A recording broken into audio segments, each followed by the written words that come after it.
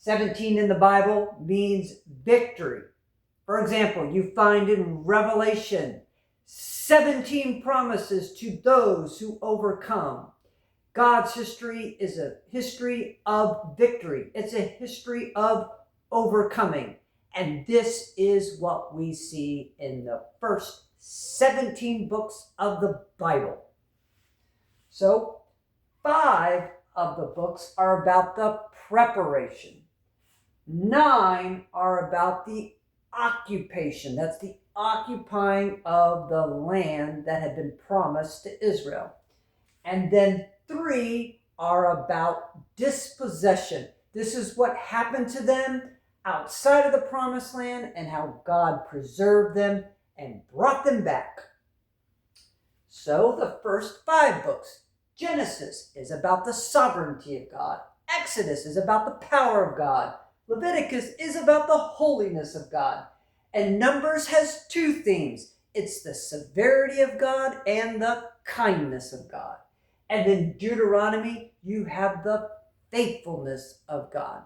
And these first 5 books, you see the development of the redemptive history, beginning in the life of Abraham.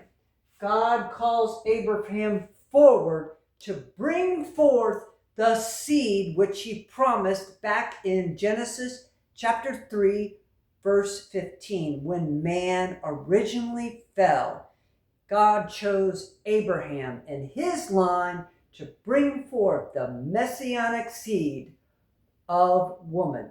And the prophecies about Messiah are developed in these first 5 books. And you see the basic character of God Almighty in these first 5 books. And 5 is special because 5 means grace or favor. And then when you get to the 9 books, these are the books of occupation. This is where Israel goes into the land, fights the enemies, and takes and occupies the land. So you have Judges, which is about faith. You have Judges, which is about compromise. You have Ruth, which is about love. And you have 1st and 2nd Samuel, which is about transition and confirmation. This is where you begin to see the emergence of the kings. And then in 1st and 2nd Kings, you see disruption and dispersion out of the promised land.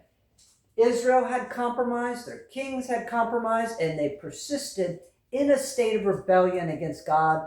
So you see him first separate the kingdom into north and south, and then eventually both kingdoms were expelled from the land. And then you have the book of 1st and 2nd Chronicles, which is the book of retrospection.